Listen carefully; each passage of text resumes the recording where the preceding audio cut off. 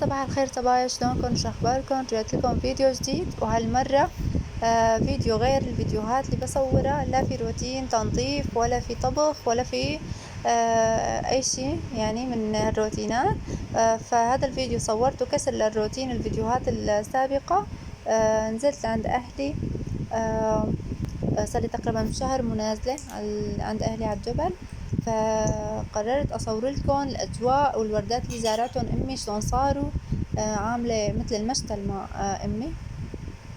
وهذا فنجان القهوه الاول شربته بالضيعه، وبعدها قلت خليني افتلكم وافرجيكم الاجواء. هون مثل ما شايفين ما شاء الله انه تغير الجو بالكامل، صار في غيوم، صار في هواء، تغير الجو بالكامل، وصار يعني تقريبا بدها تنزل مطر يعني.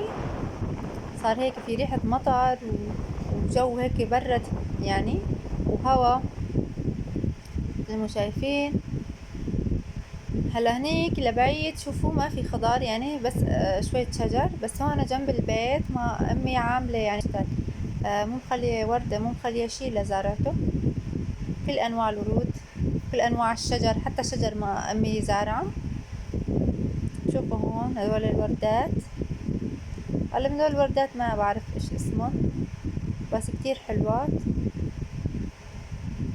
ما بعرف اسمهم، بحطولي بالتعليقات. هون في شجرة تين زارعتها كمان، شوفوا طالعة. هاي وردة كمان. في يعني زارعة اشكال والوان ما شاء الله. ايدها لامي كتير يعني خضرة مثل ما بيقولوا يعني. شوفوا الخضار والجمال.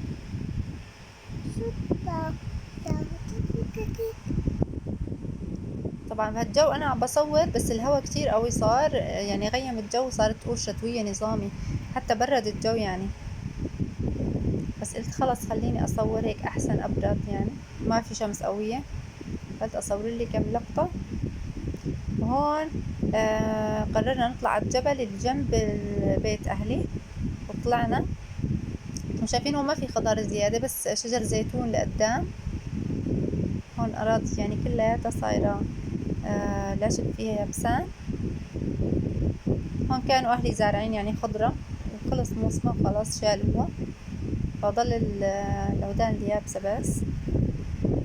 طبعا طلعنا لفوق على الجبل، بس الجو غير شكل يعني عن جد. الواحد بس طلع على الضيعة هيك بتتغير نفسيته، بتغير كل شي. وإيش بتذكر يوم اللي كان صغير يعني. مثلا بتذكر يوم كنت صغيرة، يوم كنا نطلع لهون، يوم كنا نلعب، بس يعني تغير شوي يعني. يوم كنا صغار ما كان في شجر هون، فهذا كله جديد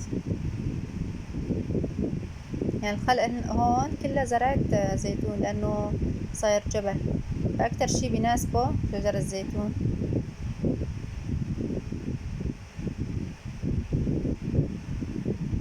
ويا جماعة يعني نحن عم ماشيين يعني عم بتخيل انه تطلع لي شي حية او شي، بس ما طلع لنا الحمد لله. وبس شوفوا هون منظر من فوق صورت لكم. هون شجرة الزيتون شوفوا ان شاء الله حاملاه، كله حامل زيتون. وهاي شجرة الصبار، تينة الصبار، شوف قد حاملة ما شاء الله. وهذا الرمان، طبعا هذا الشجر كله زارعته امي. وهدول الشجرات شوفوا هدول الصغار الاكياس السود كمان امي زارعتهم، عاملة مشتل نظامي. هدول كمان هاي كمان امي زرعتها، كانت عود كمان هيك عاملته، ضلت تسقيه تظبطه لحتى صار شجرة.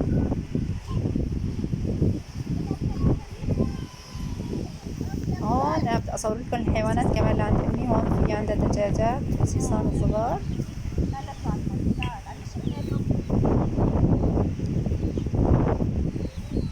وتحت الشجرة هون كان في بطة مع صيصانها الصغار كمان. حاولت اصور يعني قدر المستطاع ايش في عندها هون حيوانات وشغلات زارعتهم جداد، كله صورته. شوفوا هدول وزات، هدول بطات.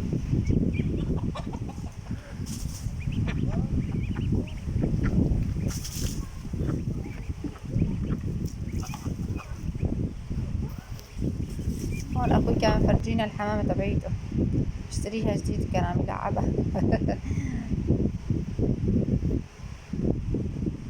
هاي قطة كمان، هاي القطة لأختي، صحت لي اجت شوي بعدين رجعت هربت راح. هون تين الصبار قطفنا شوي وبدنا نقشره لناكله، هو مستوي طبعا.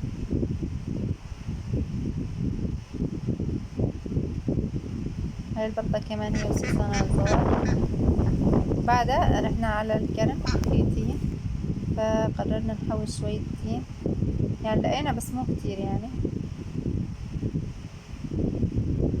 شوف التين عن جد بتقصونا الشجر طعمته غير التين اللي بتشتروه من السوق، ما بعرف ليه. هذا تين الصبار بعد ما قشرناه هيك كان شكله. وبس، وهي نهاية الفيديو. رجعنا على البيت المساء، ما نمت. كان يوم حلو ممتع ومسلي. ان شاء الله يكون عجبكم الفيديو، استمتعتوا فيه. واذا اول مرة بتشوفوا فيديوهات اشتركوا بقناتي وفعلوا لي زر الجرس ليصلكم كل جديد. وباي.